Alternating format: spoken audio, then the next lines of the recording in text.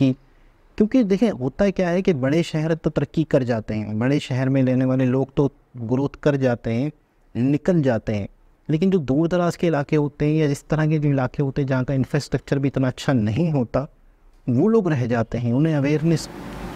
अस्सलाम वालेकुम, नमस्ते, सत श्री अकाल। उम्मीद करता हूँ कि सब खुश होंगे दोस्तों, जहाँ रहें खुश रहें, माँ बाप का ख्याल करें, क्योंकि माँ बाप है तो सभी जगह। दोस्तों आज की हमारी वीडियो है सीएम हिमांता गिडकरी।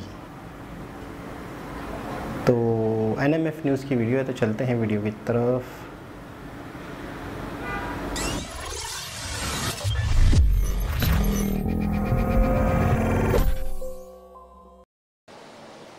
निश्चित रूप से आने वाले समय में ये जो विशेष रूप से काजीरंगा राष्ट्रीय उद्यान के लिए बेहतर कनेक्टिविटी करने के लिए कालियाबोर से नुमालीगढ़ यहाँ तक करीब 8,000 करोड़ की लागत से ये एलिवेटेड रोड बनेगा, इसकी मैं आज घोषणा कर रहा हूँ।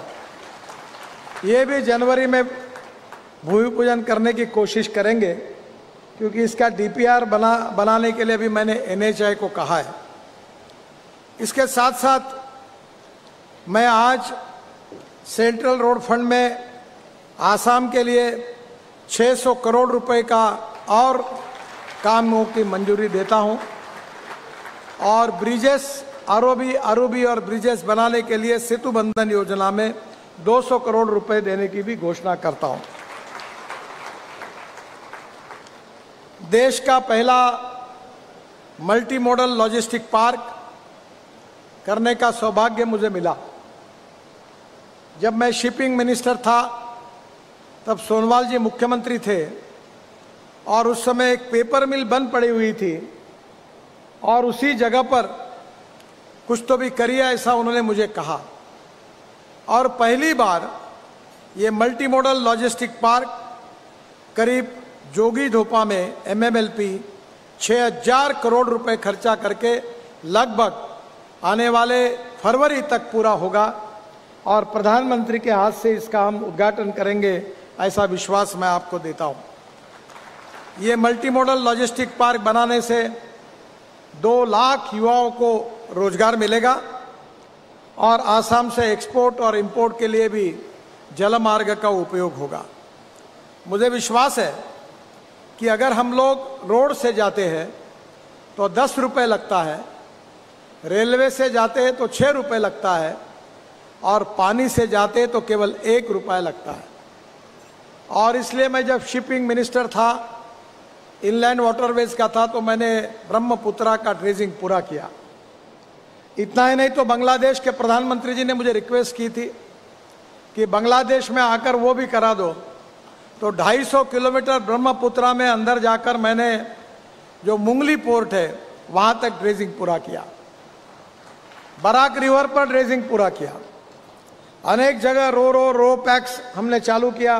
पटवारी जी यहाँ उपस्थित है, उन्होंने अनेक जगह पर उस समय मुझे मांग की थी, और निश्चित रूप से वो योजनाओं को पूरा किया।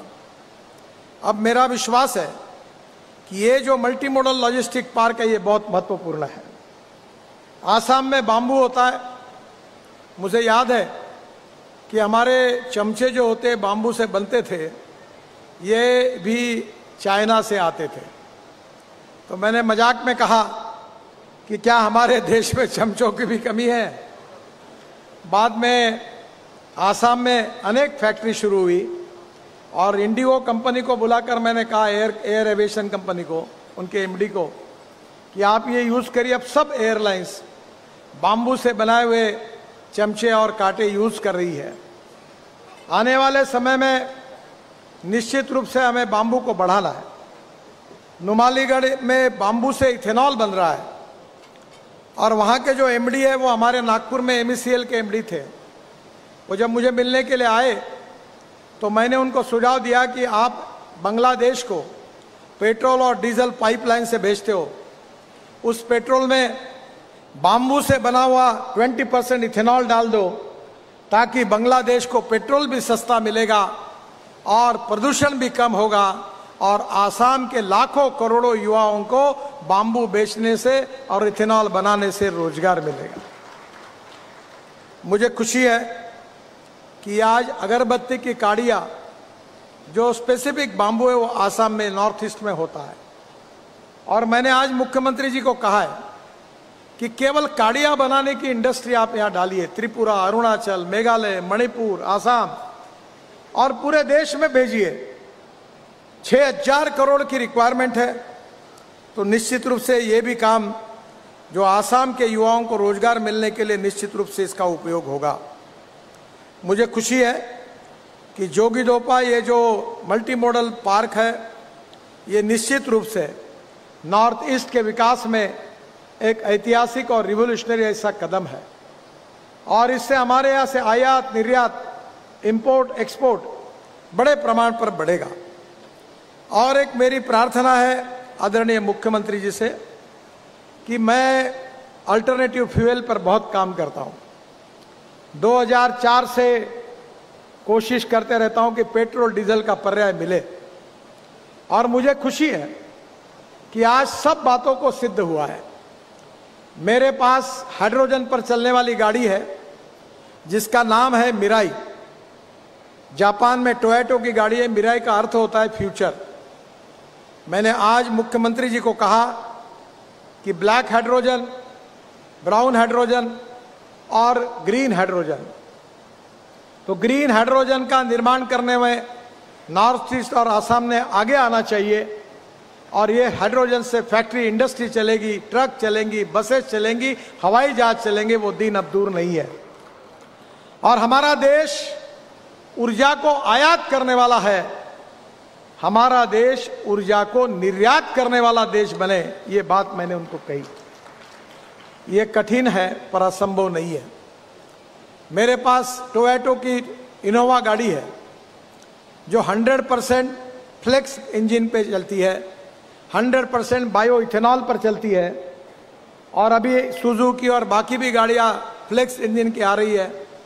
ये जो गाड़ी है इसमें 100% बायो इथेनॉल, जो कट राइस, जो broken rice, corn, bamboo, rice straw, molasses, sugarcane juice से बनता है, उस इथेनॉल से ये गाड़ी चलती है। 60% बिजली तैयार करती है और 40% इथेनॉल पे चलती है। पेट्रोल का भाव है 120 रुपये लीटर और इथेनॉल का भाव है 60 रुपये लीटर। तो ये अगर एवरेज पकड़ा जाए पेट्रोल की तुलना में तो 25 रुपये लीटर पेट्रोल का भाव हो जाएगा। तो मेरा अनुरोध है कि इथेनॉल की इकोनॉमी को बढ़ाइए। आसाम पेट्रोलियम 800 टन मिथेनॉल बनाती है। मैं अब पहली बार, अब जब पिछले बार आया था तो ये प्रयोग नहीं हुआ था, पर अभी बेंगलोर में कर्नाटक स्टेट रोड ट्रांसपोर्ट ने अपने डीजल बसेस में 15% मिथेनॉल डाला है। मिथेनॉल का रेट है 25 रुपये लीटर और डीजल का रेट है 110 रुपये लीटर। मैं आदरणीय मुख्यमंत्री जी से अनुरोध करूंगा कि आसाम का प्रदूषण भी कम होगा, डीजल भी सस्ता हो जाएगा और ये 15% मिथेनॉल आसाम के बसेस में, ट्रक में, जहाँ जहाँ डीजल यूज होता वहाँ डाला गया तो डीजल सस्ता होगा और देश में सबसे सस्ता डीजल आसाम के लोगों को मिलेगा। ये भी प्रयोग आप शुरू करिए। ये जो मिथेनॉल बनता है वहाँ DME करके गैस बनता है जो अमेरिका में 40% LPG में डाला जाता है। तो LPG में अगर वे डालेंगे तो गैस का सिलेंडर और 100 रुपये सस्ता होगा। मुझे बहुत खुशी है कि यहाँ बाम्बू के कारण इथेनॉल बनने की बहुत बड़ी संभावना है। हमारा फॉसिल फ्यूल का इंपोर्ट 16 लाख करोड़ का है और ये पैसा बचाकर बाम्बू से, ब्रोकन राइस से, कॉर्न से, शुगर केन जूस से, मोलाइसेस से अगर हमने अल्टरनेटिव फ्यूल बनाया तो यहाँ का प्रदूषण भी कम होगा और हमारे करोड़ों युवाओं को रोजगार मिलेगा। मैं ट्रांसपोर्ट मंत्री होने के नाते ऑटोमोबाइल इंडस्ट्री का भी मेरे साथ जिम्मेदारी है। मैं जब आया था तो हमारी इंडस्ट्री 7वें नंबर पे थी, आज हमारी ऑटोमोबाइल इंडस्ट्री वर्ल्ड में 3रे नंबर पर आई है। हमने जापान को भी पीछे डाल दिया है, वो 4थे नंबर पर गया है। पहले नंबर पर अमेरिका है, 2रे नंबर पर चीन है और 3रे नंबर पर अब भारत है। इस बात का हम सबको अभिमान है। यही इंडस्ट्री है जो आज 12.5 लाख करोड़ की है और हमारा प्रयास है कि इसको 25 लाख करोड़ का 5 साल में बनाना है। ये इंडस्ट्री है जो सबसे ज़्यादा जीएसटी भारत सरकार को और राज्य सरकार को देती है, और ये इंडस्ट्री है जिसने 4.5 करोड़ जॉब क्रिएट किए हैं। मेरा विश्वास है कि आदरणीय मुख्यमंत्री जी के नेतृत्व में आसाम चौफेर प्रगति कर रहा है, इंफ्रास्ट्रक्चर डेवलप हो रहा है और इंफ्रास्ट्रक्चर से विकास की गति बढ़ती है। मुझे याद है कि American president John F Kennedy का एक बहुत अच्छा स्टेटमेंट मैंने अपने ऑफिस में लिख कर रखा है। उन्होंने कहा था कि American roads are not good because America is rich, but America is rich because American roads are good. मुझे विश्वास है कि जो रोड का इंफ्रास्ट्रक्चर अमेरिका के बराबर करने की हमारी कोशिश है उस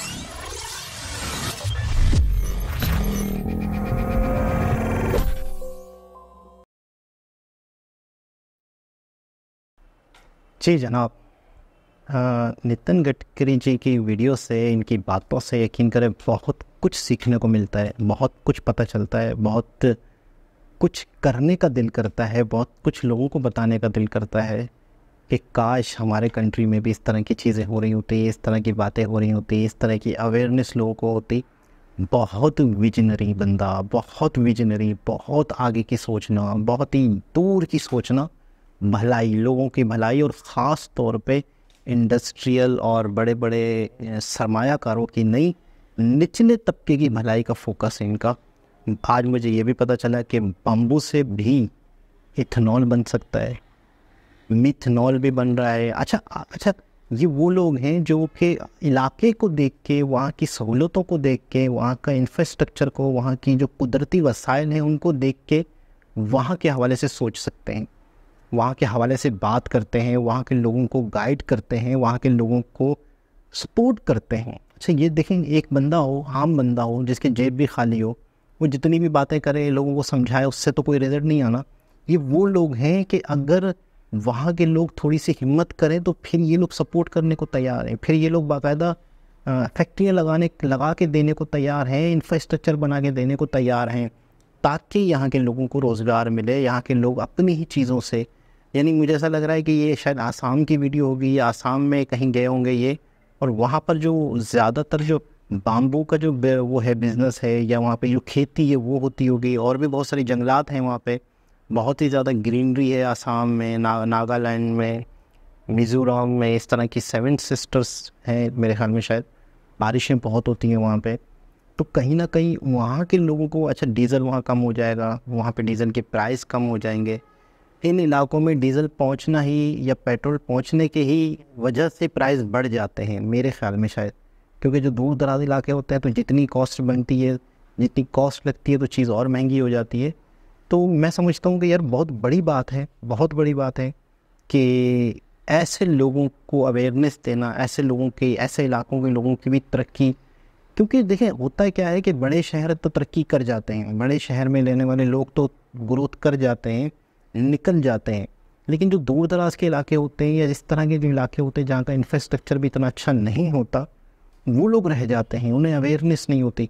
मैंने पिछली वीडियो में आपको कहा था कि मुझे किसी पे भी अब दुख नहीं होता, हमारे पॉलिटिशियंस पे, हमारे सरमायाकारों पे, हमारे जितने भी लोग हैं मुल्क को चलाने वाले हैं, मुझे इन पे अब दुख नहीं होता। मतलब मुझे अब ऐसा लगता है कि इन्हें पता ही नहीं हम करें क्या, हमें करना क्या चाहिए। इन्हें इतना पता है कि हमारा जेब कैसे भरना चाहिए, किस तरीके से हम इसको भरें।